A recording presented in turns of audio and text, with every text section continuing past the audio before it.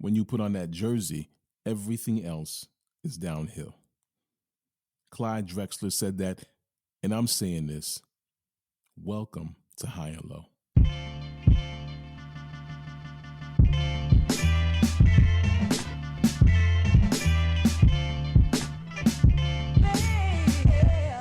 Good day and good night. Welcome to the High and Low Basketball Podcast. This is episode number 100 and Clyde, aka episode number 122. So 22 is the number that was worn by the legendary Portland Trailblazer Clyde the Glide Drexler, a man who led the Blazers to the 92 NBA Finals before falling victim to the self-manufactured sociopathic motivations of Michael Jordan. Jordan famously cited comparisons between him and the Glide as reasons he wanted to destroy Drexler as a basketball player and as a human being. Actually, maybe not a human being. I made that part up. But MJ definitely wanted to annihilate that man. Drexler was a member of Phi Slamma Jamma. Phi Slamma Jamma, legendary University of Houston squad that featured himself and Hakeem Olajuwon, a player he would eventually team up with in the city of Houston again, but as a Houston Rocket, where they would win a championship together in '95. I almost forgot that he won a chip. So Drexler did walk away with a championship. He was one of the lucky ones in the Jordan era. Barkley tried to jump on that bandwagon a year later, but Jordan happened, and that wonderful window for anyone else but the Bulls to win a chip, well, that window closed. Many regard Drexler as the greatest Blazer of all time. I would agree, since he was able to lead them to an NBA Finals. All right, something that Dame Dollar hasn't been able to do yet. Don't mention him. Or your boy Brandon Roy. Hey man, Brandon Roy never said that he was the greatest of all time, but hey, he's certainly up there, and he would have been if he was given an opportunity. Hey, Bill Walton, not the greatest Blazer of all time, even though he won an MVP. Just too short. Plus, Bill Walton considers himself a Celtic. Anyway, Hall of Famer Clyde the Glide. My name is Ike Amaechi, and I'm joined by Sean, Con, and Steven Leslie. Around here, we live by a principle governed by the high and low lives of the world, which means we talk about basketball, especially and specifically the NBA. And we talk about it at any time, anywhere, north, south, east, west, high, and low. This week on High and Low, we're getting back into a game of higher and lower. I tried it out with Mitch Orsatti last week, and the feedback was extremely positive. So here we go again. We have some topical matters to attack in higher and lower. Some recent events. I'm sure this will be a spicy one. We have a little NBA 2K to talk about. Not a sponsor, but definitely in the zeitgeist. So stay tuned for all of that. Before we lock in, let's just check in real quick. Sean and Steven. Steven and Sean. It feels like it's been a while since you were both on the podcast at the same time. You guys are like the Key and Peele of High and Low. Actually, no. Maybe more like the Rick and Morty. You guys are like the Rick and Morty of High and Low. You gotta watch. I'll take both those groups. There you go. Welcome back, man. Hey, Sean, you dropped the mic back on episode 120 when you recommended a name for a Toronto WNBA team. You standing by that suggestion? I'm going to actually sit here and apologize to absolutely nobody. There you go. Double it down. There he is. Welcome back. And hey, we have special guest Steven Leslie here. Welcome back, Steven. What's up? I'm joking, man. Steven is a regular part of this team. Hey, you were recently in L.A., Los Angeles. Yes, I was. Home of your Lakers. Yep. How was that? It was good. I got to see the new Clippers Stadium being built. I pissed all over it, of course. Goodness gracious, God. Hollywood Park. Here I was.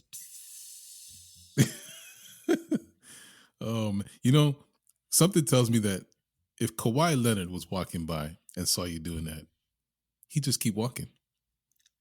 Probably. It's just a feeling. He doesn't want no part of this. I was in Inglewood. He didn't know who I was. Like, is he able to like show emotion? I've seen it. I think if you program it, I think if its algorithm is programmed to upset, then he can. I see. But otherwise, the cyborg just stays right. He stays right in the middle. Oh, and you were also in Seattle, right? Yeah, yes, I was. Shout out to Geno Smith, Chino. showing that he's a competent NFL quarterback. Oh my goodness. Okay, well, on that note, I appreciate your time this week, gentlemen. Thank you for joining me. Listeners, thank you for joining us for yet another installment of High and Low. Another week, another episode, more NBA. More or less NBA. We're getting more, but definitely more high and low.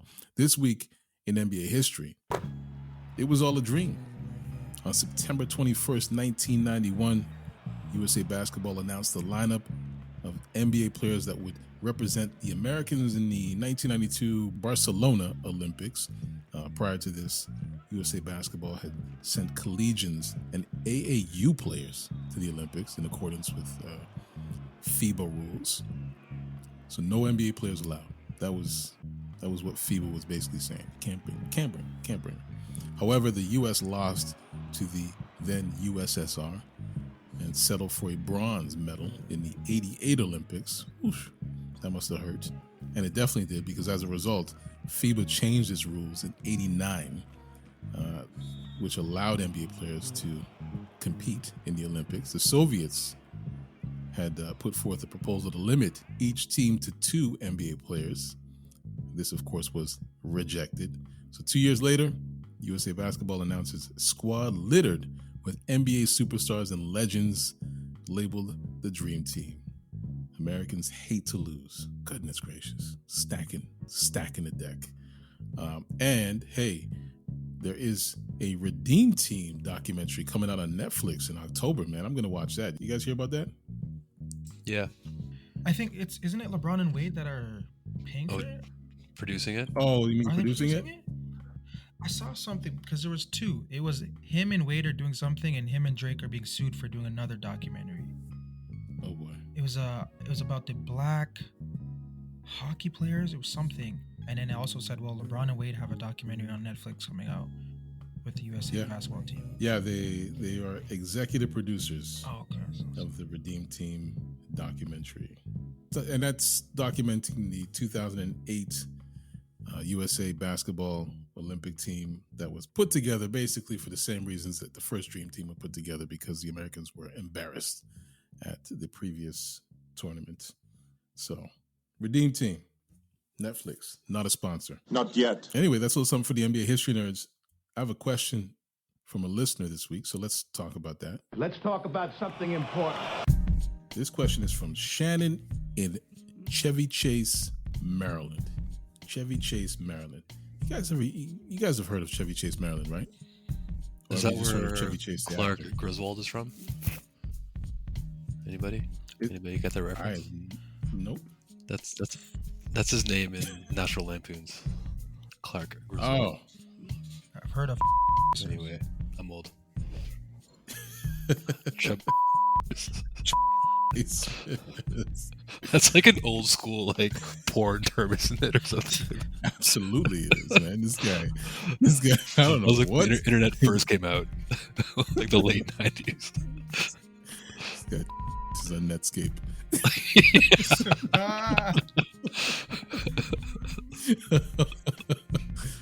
Oh man, This is not making the podcast.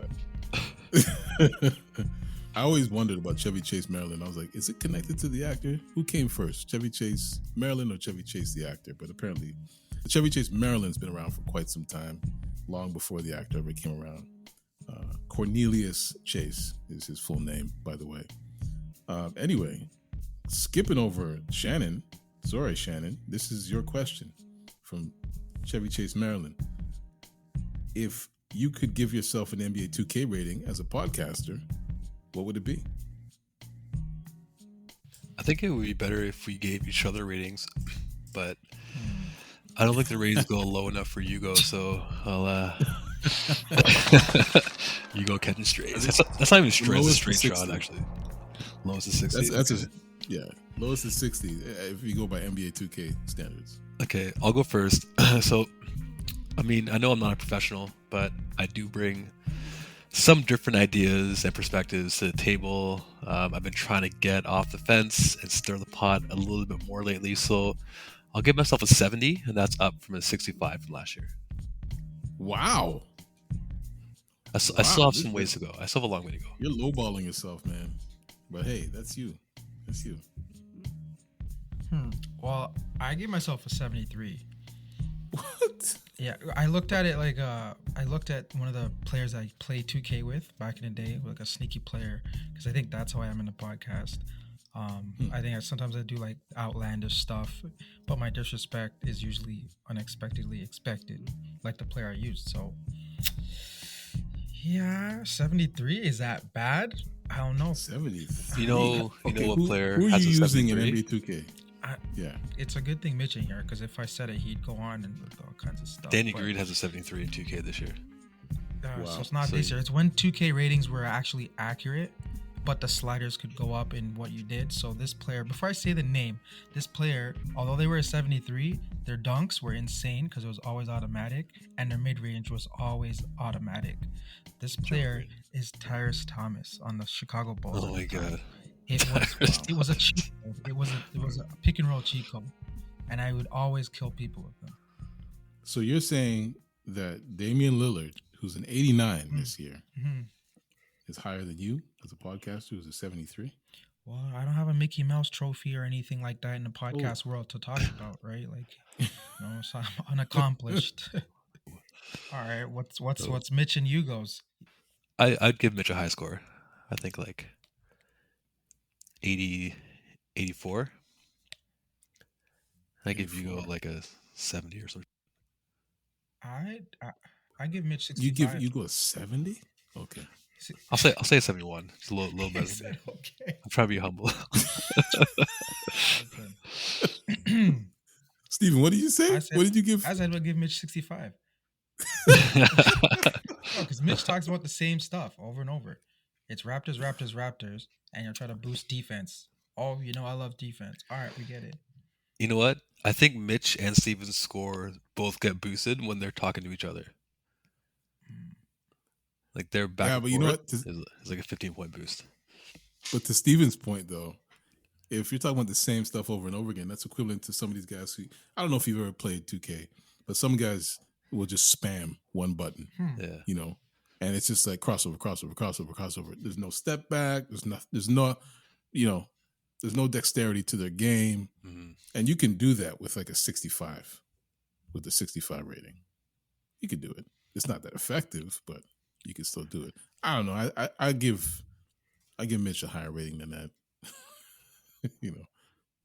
that. Hey, just another reminder to High and Low Lives. Get that High and Low merch. It's available on VonnAbraham.com. Link is in the show notes. If you want to leave a question for us, sort of like Shannon, actually, hey, let me just backtrack quickly. Shannon, thank you for the question. Great question. Shannon from Chevy Chase, Maryland. And if you have a question just like Shannon just dropped for us, well, just drop a DM on TikTok and Instagram. Links are in the show notes. It's time to put this segment in the car with Robert Sarver right after he snitches on his fellow NBA owners. Let's see if you can survive that one segment. When we come back, we're getting into a little higher and lower. I'm pretty sure Robert Sarver will come up again. Stay tuned. We'll be right back with more High and Low.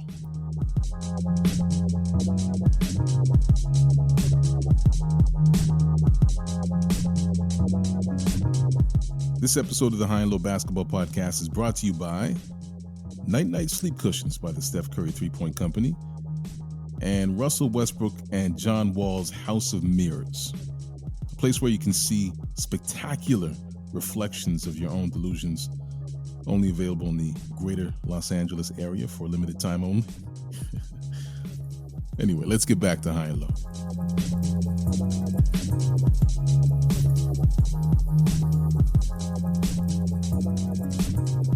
And we are back. I'm Ike Amaechi, and I'm here with Sean Kahn and Stephen Leslie. Last week, Mitch and I held down the table, and I ran through numerous situations pertaining to the NBA season, and the answer to these situations or these questions was simply higher or lower with some rationale, some embellishment. I only said you just have to simply answer higher or lower, but Mitch was like, nah, I want to go beyond that. And that's fine. 65 rating, Mitch. Oh, Mitch is gonna have something to say about that, I'm sure, but he wasn't here today, so I'm ready. too bad. Too bad. So sad. This is just a different way for us to dive into some NBA news, some NBA topics. As things start to pick up in the league, news is percolating.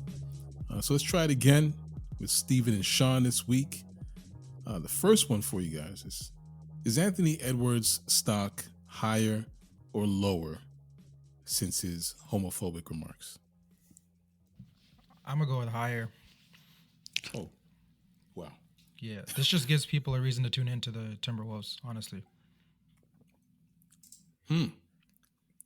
So any sort of attention is good attention, as they He's not on sometimes like say. a predominantly sick team or like a top market team. So a lot of people had to like, oh, who's Anthony Edwards? Besides the core NBA players, fans that know him. Because I saw it, he was trending on Twitter, but he was like the 10th trending topic. It wasn't the top 3, right? So Man, like former players are so lucky they didn't have camera phones and social media in their time because this is essentially a nothing story. Yes, it was wrong to say that, but like everyone's gonna forget about this in a week. I think, but I guess to answer the question though, to a lot of people that watch basketball, and just like Steven, his stock is probably higher. Um, Side note, there's I would say a lot of homophobia in the culture. I'm not saying that's why Steven rated him higher, but um, I don't want to say the majority of people, but there's definitely a significant percentage of people that are happy he said that. So, but I mean, at the end of the day, I think his stock is going to be determined by his play on the court. I don't think this affects anything.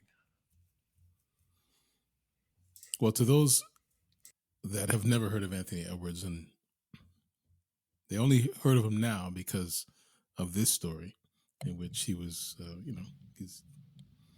Anthony Edwards basically posted a video. Did he post a video? He posted a video, right? yeah, he That's another thing. Well, no, it was a quick it was a story.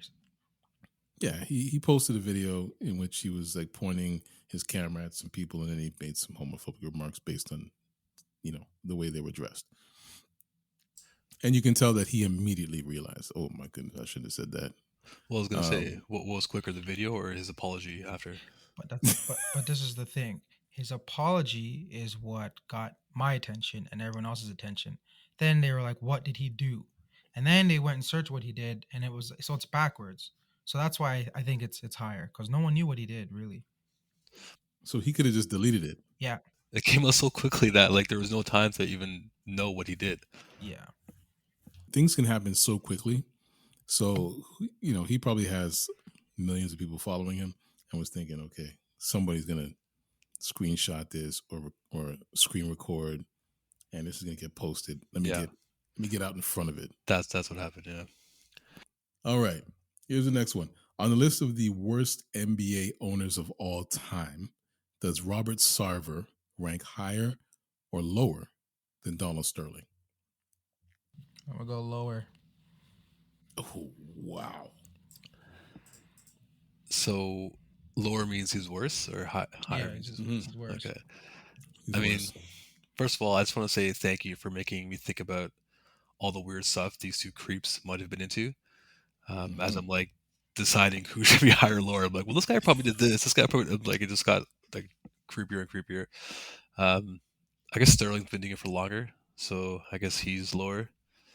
I mean, he seems like this is gonna sound weird, but he looks at like black people as property.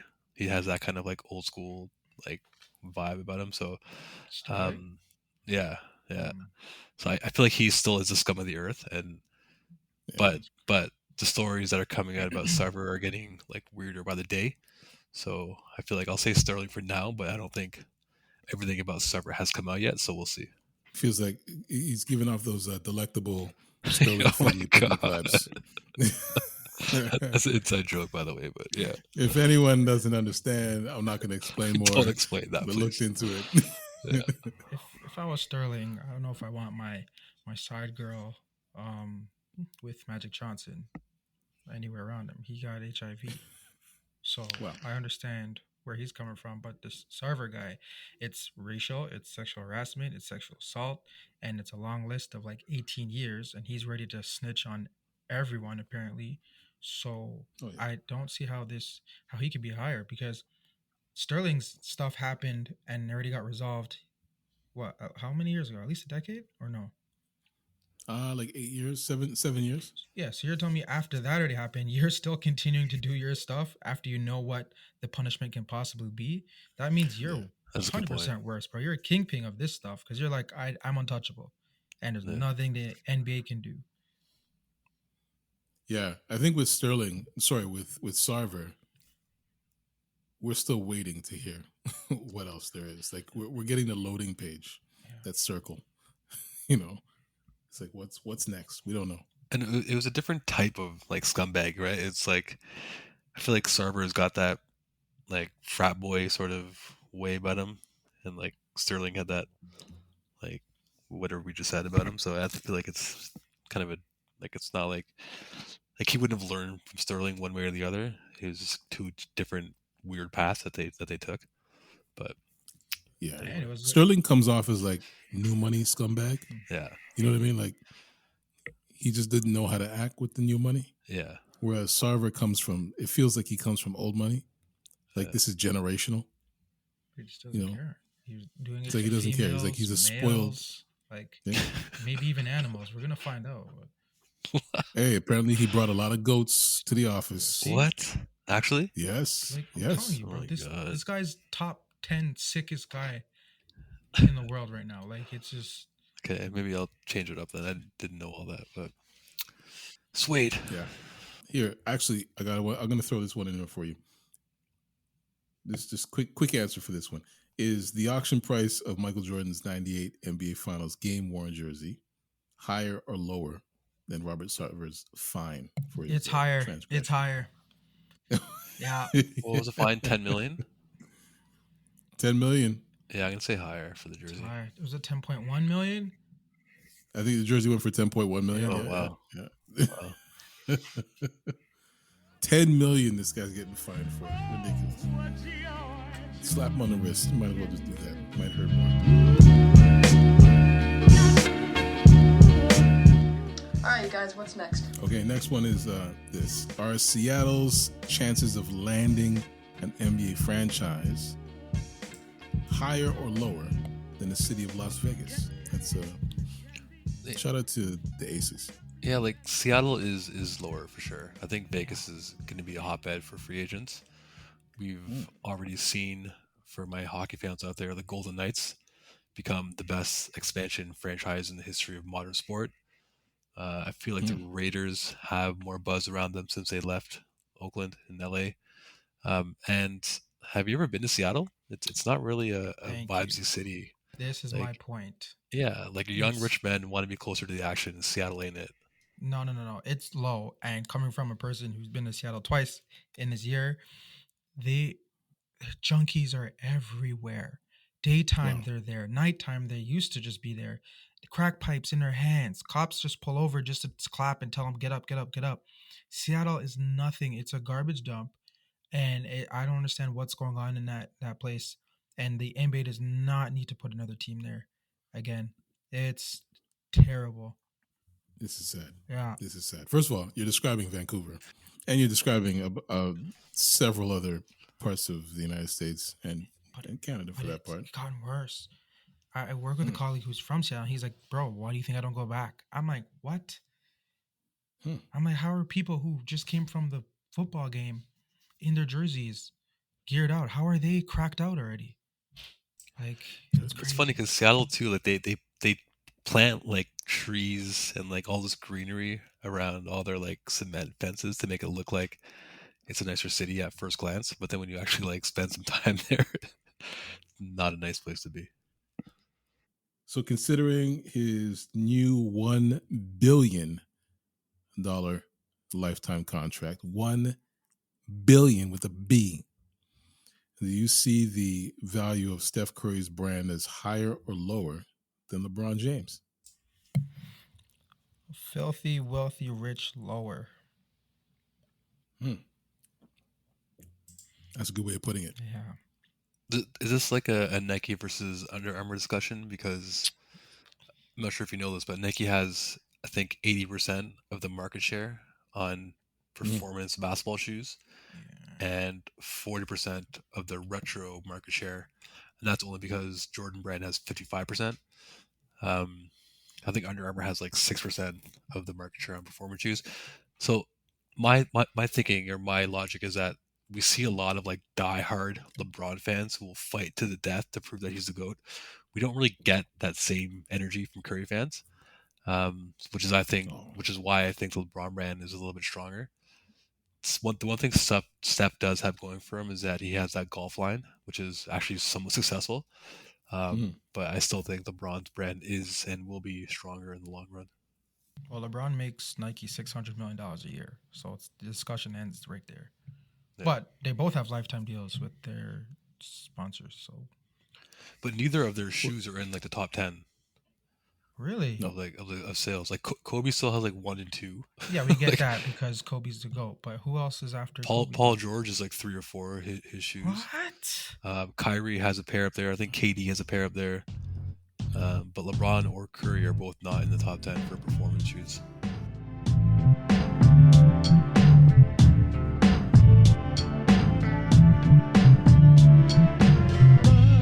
Let's move on to the next one. Are your expectations of the Brooklyn Nets going into the 2022-2023 NBA season higher or lower than they were a year ago? Higher. No COVID restrictions, Really? so I get to see a full healthy squad. So But remember, they finished, were they not 8th? So it has to be higher. No, but going into the year before the year started, what were your expectations before that year started last year? Well, last year it was I didn't have him going to the finals. I had Giannis, so it's still higher for me. So what did you have them going last year? Like semifinals? I don't know. I just really didn't care about them that much, but now I do because Yeah. of all the drama and stuff. It's like the E Network. I'm ready now. Or the WNBA? Okay. Not quite there. Lower the rims.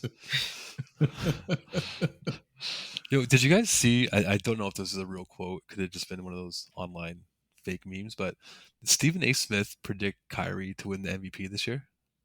Probably fake. He says a Was- lot of was crazy that stuff, real? but no, it's probably fake. Okay, so like I feel like He even could have if said it. But even if Kyrie did play his potential for 82 games, he can't win MVP. Like No. he doesn't do enough outside of scoring. Anyway, but like I mean, I think I had the Nets going to the finals last year or winning it last year, so my expectations this year are a lot lower. Yeah. I just Even don't with Royce O'Neal? So, I mean, there's too much uncertainty on the roster, right? Like, if Simmons, Kyrie, and Durant have full, healthy, productive seasons, this team could be a problem. But still, like, I don't see it. I feel like all of them are going to have issues, their own little issues that are going to pop up throughout the year, and they're not going to play enough games together come playoff time, and this could be the same old story. Do any of you guys think Simmons starts the season? Because I haven't heard a thing about injuries and if he's back. I haven't seen him play. He hasn't been like practicing or on any runs or. Yeah. Damn, what a career. All right, you guys, what's next? Here's one for you. Will Donovan Mitchell lead his Cavs to a record that is higher or lower than Rudy Gobert's Timberwolves? You want to go first, Sean? Yeah, I thought this was actually a great question because both teams are kind of on a similar trajectory in terms of like they're both coming up. Both teams were the joke of their conferences, and I feel like now they could potentially be fighting for a top 4 seed. Anthony, so I feel like that the Wolves have more talent at the top. So like Edwards and Cat are great, but I think the Cavs players just believe in their system more, and they seem better coached. No slight at ex-Raps assistant Chris Finch, but he almost lost that team at times last year. Some of that could have been Patrick Beverley, but I feel like the Cavs just seem a lot more mature, and they're adding Mitchell to that, which he's a very mature player as well. I'll go with the Cavs. So I don't know because I think they're gonna have the same record. So I couldn't go higher or lower. So I decided to combine the two, and I will go with Ho. You go with what? God, silent. Wait a second. Wait, what happened? I just put high and low together. So high and low, you just put ho. That's it. But actually, it's HOW. It'd be how. I was expecting someone to say that, but no. But yeah, I think they're the same record. But I like the way the question was worded. It was like Donovan Mitchell and his team, and Rudy Gobert and the Timberwolves. I was like, damn. I did like that. That was good. If Timberwolves have the better record, it's because of Anthony Edwards, who we already talked about earlier. So if we're talking about with Rudy, I'm going the exact same record. And I'm rooting for that next year. I'm rooting for the exact same record from both teams. You should gamble on that, because I feel like you could win like 40-1. Wow. If you pick that. No, because that means I care. Oh, wow. Minnesota went 46-36. Cleveland was 44-38. So very similar. Close. Yeah. 2 games off, man. Yeah, but Minnesota lost their best player. So. Wow. You know what I'm talking about, right, Sean? Yeah, I do know. Yeah. And the Lakers gained their best player. Yeah. All one day. Wow. Hey. Speaking of that, here's a question for you. Let's talk about some former Lakers and some current Lakers. Is Dennis Schroeder's value as a point guard higher or lower than Patrick Beverley? I'm just throwing this one in there for you. Lower. Ooh. Lower. I feel like they've they're been watching Eurobasket, man. Ooh, are they both? But aren't they both non-point guards anyway? Are they both like kind of undersized 2 guards? They kind of. Either way, technically speaking, they are. It's okay. Yeah. We got to look at the stats. Like Pat said, he's never missed a playoff game in the past how many years? I think 10 or something crazy like that. He thought he won the NBA championship the way he was acting last year. While thing was on maybe 3 teams. I think it was the first round. It was the play-in tournament, right? Yeah, Schroeder was on Atlanta, I think, and then Boston, and then didn't they cut him too? He didn't finish the year in the league. Yeah, and then he's free agent, and then he fumbled the bag with LA to get $80 million. So one person's doing everything wrong, other person's doing everything right, and I think Schroeder kind of begged on Twitter to say, "Hey, LeBron, let's run it back." Well, LeBron commented on his post, and he just responded by saying, "Run it back." Yeah, let's run it back. Lower. You run it back in 2K if you want. As much as people hate on Pat Bev, he does make his team better. Like, he's the guy that you hate to play against and you want to play with. And I feel like, like what Steven said, they're like the exact opposite. Like, Pat Bev is, and kudos to Pat Bev, because everywhere he goes, he has the right attitude in terms of like, I'm happy to be here. I want to win. I'm going to give him my all. And he always does. So I feel like he maximizes his situation, whereas Schroeder, fumbles the bag and minimizes it. Listen, Patrick Beverley did the Dame time watch tick in the bubble when Dame missed playoffs. He can do no wrong to me after that. That was amazing. He was on the sideline doing all that too. Okay, he didn't need to play. Oh, bad disrespect. Why the fuck I can't shoot 3-point shots?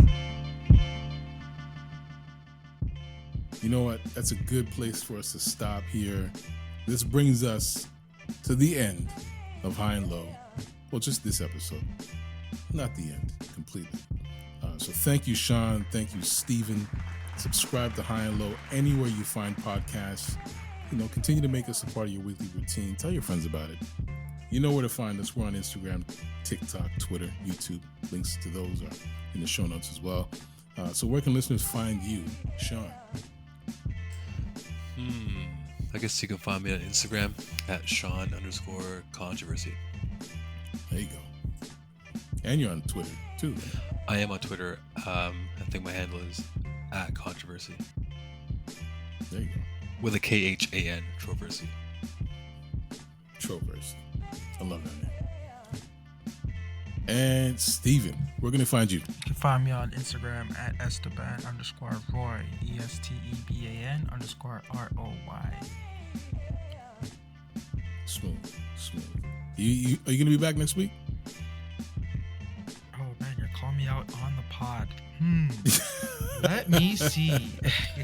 Well, check my schedule. think we have room for him. He's a special guest, so he doesn't just get automatic pass, right? Wow.